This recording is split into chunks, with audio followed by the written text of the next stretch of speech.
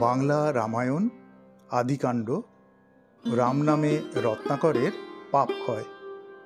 রামায়ণ পাঠ করুন, রামায়ণ পাঠ শ্রবণ করুন। একবার প্রভু নারায়ণের অভিলাষ হল তিনি তাঁর এক অংশে চার অংশে প্রকাশ হবেন। সেই ভাবনা মতো তিনি শ্রীরামচন্দ্র, ভরত আর শত্রুঘ্ন ও লক্ষ্মণ এই চার অংশে নিজেকে প্রকাশ করলেন। সেই সঙ্গে মা লক্ষ্মী সীতা দেবী রূপে ভগবানের বাম পাশে অধিষ্ঠিতা হলেন। লক্ষ্মণ শ্রীরামচন্দ্রের মাথায় স্বর্ণছত্র ধরে আছেন। ভরত ও শত্রুঘ্ন তাকে চামর দুলিয়ে বাতাস করছেন, আর পবনপুত্র হনুমান জোর হাতে প্রভুর স্তব করছেন। এই রূপেই নারায়ণ বৈকুণ্ঠে বিরাজ করছেন। প্রভুর এই নয়নাভিরাম রূপ দেখে নারদমুনি আশ্চর্য হয়ে ব্রহ্মার কাছে এর কারণ জিজ্ঞাসা করতে গেলেন। নারদমুনির কথা শুনে ব্রহ্মা নারদমুনিকে নিয়ে মহাদেবের নিকট এই ঘটনার আসল কারণ অনুধাবনের জন্য উপস্থিত হলেন।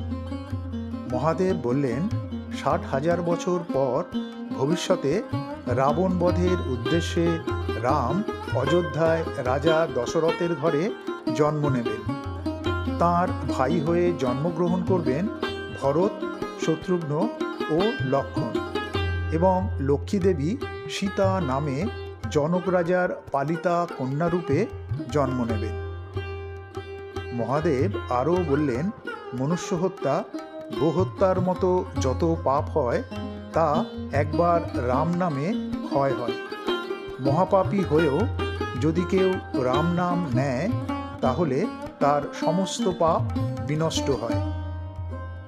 মহাদেবের কথা শুনে ব্রহ্মা হেসে জিজ্ঞাসা করলেন, পৃথিবীতে এহেন পাপী কোথায় আছে? মহাদেব বললেন, চবনমুনির পুত্র, নাম রত্নাকর। সে বনের মাঝে দস্যু বৃত্তি করে সংসার চালায়। আপনারা তাকে এই রাম নাম মন্ত্র প্রদান করলেই তার সংসারের সকল পাপ ক্ষয় হবে। তখন প্রজাপতি ব্রহ্মা ও নারদমুনি সন্ন্যাসীর বেশে রত্নাকরের সাথে সাক্ষাতের জন্য বের হলেন। ব্রহ্মা ও নারদকে আসতে দেখে রত্নাকর তাদের বধ করতে উদ্যত হলেন, কিন্তু ব্রহ্মার মায়াবলে সে তার লোহার মুগুর তুলতে অসমর্থ হন। ব্রহ্মা বললেন, কে তুমি? কি তোমার পরিচয়? আমাদের হত্যা করে তুমি কি বা পাবে? রত্নাকর বললেন, আমি তোমাদের বধ করে তোমাদের বস্ত্র লুট করব। ব্রহ্মা বললেন, এইভাবে তুমি যত পাপ করেছ তা সীমাহীন।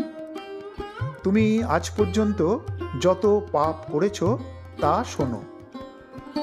১০০ শত্রু হত্যার পাপ একটি গোহত্যার সমান। ১০০টি গরু হত্যা একজন নারী হত্যার সমান। যে পাপী ১০০ নারী হত্যা করেন তাঁর একজন ব্রাহ্মণ হত্যার পাপ লাগে। ১০০ ব্রাহ্মণ হত্যায় যে পাপ তা এক ব্রহ্মচারী বধের সমান। আর কেউ যদি একজন ব্রহ্মচারী হত্যার পাপ করেন সে বহুগুণ পাপের অধিকারী হন।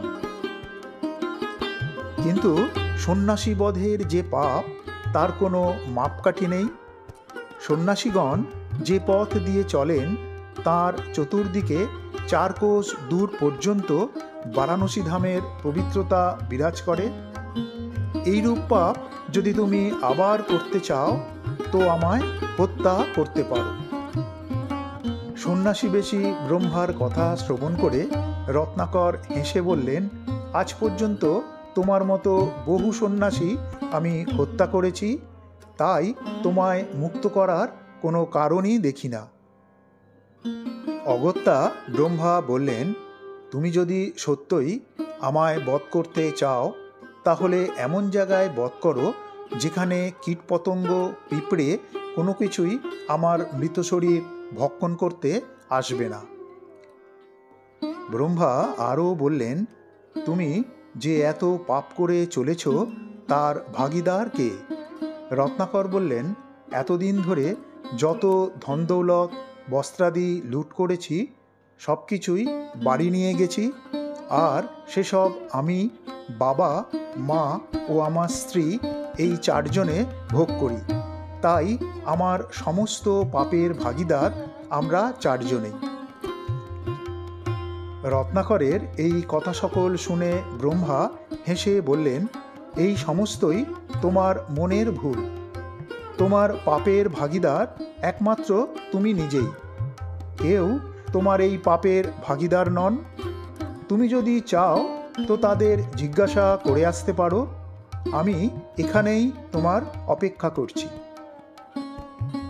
তখন দস্যু রত্নাকর তার পিতার কাছে গিয়ে জিজ্ঞাসা করলেন, আজ অবধি যত নরহত্যা করে আমি ধন দৌলত এনেছি, সেজন্য যে পাপ তার ভাগীদার তুমিও কিনা বলো। পুত্রের কথা শুনে পিতা চবনমুনি বললেন, তোমায় কে বলেছে? কোথায় তুমি শুনেছ? কোন শাস্ত্রে লেখা আছে যে পুত্রকৃত পাপের ভাগ পিতার ওপর নষ্ট হয়? যখন তুমি ছোট ছিলে, তোমার যৌবনকাল আসেনি, তখন বহু দুঃখ ও কষ্টের মধ্যে তোমায় লালন ও পালন করেছি। এই সংসারের ভার বহন করতে যত পাপ করেছি তার কণামাত্র ভাগও তোমায় ভোগ করতে হয়নি। এখন তুমি বড় হয়েছ, আমি তোমার পুত্রসম, পিতার ন্যায় তুমি আমার সমস্ত ভার বহন করে চলেছ। তাই তোমার করা পাপের ভাগী আমি হব কি কারণে? তোমায় তো আমরা মানুষ হত্যা করতে বলিনি। পিতার কথা শুনে মাথা হেঁট করে অশ্রুভরা নয়নে রত্নাকর তার মায়ের সম্মুখে উপস্থিত হলেন। সকল কথা শোনার পর জননী রাগের সঙ্গে উত্তর দিলেন, একদিনের ধারও আমার হয়ে কেউ শোধ দেয় না। 10 মাস তোমায় আমি গর্ভে ধারণ করেছি, তোমার কৃতকর্মের জন্য পাপের ভাগীদার হব কি রূপে? পিতা ও মাতার কাছে ব্যর্থ হয়ে রত্নাকর অবশেষে তার স্ত্রীর শরণাপন্ন হলেন। পাপের ভাগীদারির কথা শুনে পত্নী বলেন, বিধাতার কারণে আমি তোমার অর্ধাঙ্গিনী। অন্য সমস্ত পাপের ভাগ নিতে পারি, কিন্তু মানুষ হত্যার পাপ আমি নেব কেমন করে? যখন তুমি আমায় স্ত্রীরূপে গ্রহণ করো, তখন আমার ভরণ পোষণ ও রক্ষার দায়িত্ব নিয়েছিলে। অন্য সকল পাপ ও পুণ্য আমি নিতে রাজি আছি, কিন্তু পোষণার্থের কারণে পাপভাগ নেওয়া আমার পক্ষে সম্ভব নয়। স্ত্রীর কথা শ্রবণ করে রত্নাকরের মনে ভীষণ ভয়ের উদয় হলো, আর ভাবতে লাগলেন কিভাবে এই পাপরূপ মহাসাগর পার হবে। যে পাপে ও দুষ্কর্মে আমি নিরন্তর ডুবে চলেছি, তার থেকে পরিত্রাণ কি রূপে সম্ভব? কোনরূপ উপায় না পেয়ে দস্যু রত্নাকর নিজেকে শেষ করে দিতে চেয়ে নিজেরই লোহার মুগুর দিয়ে নিজেকে আঘাত করেন ও অজ্ঞান হয়ে মাটিতে লুটিয়ে পড়ে। ক্ষণকাল পরে সম্বিত ফিরলে তাঁর সন্ন্যাসীরূপী ব্রহ্মার কথা স্মরণে এলো ও তৎক্ষণাৎ তিনি ব্রহ্মার শরণাপন্ন হলেন। সন্ন্যাসীরূপী ব্রহ্মাকে দণ্ডবৎ প্রণাম করে রত্নাকর বলেন, সংসারের সবাই আমার এই নরহত্যার পাপের ভাগ নিতে অস্বীকার করেন। আপনি কৃপা করুন ও আমায় পরিত্রাণ করুন। ব্রহ্মা তখন তাকে সরোবরে স্নান করে আসতে আজ্ঞা করেন।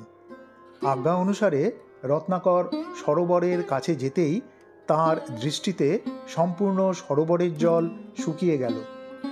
অতীব আশ্চর্য হয়ে ব্রহ্মার কাছে গেলে পিতামহ বললেন, পূর্ণ পাপে তুমি পরিপূর্ণ, তোমার পাপের ক্ষয় হবে কি রূপে? কমণ্ডলু থেকে জল নিয়ে প্রজাপতি ব্রহ্মা রত্নাকরের মাথায় দিয়ে কানে কানে বললেন, একবার রাম নাম উচ্চারণ করো। এই রাম নাম জপেই তোমার সকল পাপের বিনাশ হবে। পাপে জড়ো হয়ে যাওয়া জিভ দিয়ে রাম নাম আর উচ্চারণ করা হয়ে উঠল না। অনেক চেষ্টা করেও রত্নাকর রাম নাম উচ্চারণ করতে পারলেন না। তখন ব্রহ্মা তাকে বারবার মরা মরা বলতে বললেন, কিন্তু জিভের জড়তার জন্য পাপী রত্নাকর মরা মরা বলতে লাগলেন। বহু চেষ্টায় রত্নাকর মরা মরা উচ্চারণ করতে করতে রাম রাম বলতে লাগলেন। একাগ্রচিত্তে রাম নাম জপ করার ফলে রত্নাকরের সকল পাপ ক্ষয় হয় এবং পরবর্তীকালে ব্রহ্মার আদেশ মতো তপস্যায় তিনি মহর্ষি বাল্মীকি নামে জগতে বিখ্যাত হন। প্রতিবেদনটি ভালো লাগলে লাইক, শেয়ার ও সাবস্ক্রাইব করার অনুরোধ রইল। সম্পূর্ণ ভিডিওটি দেখার জন্য ধন্যবাদ।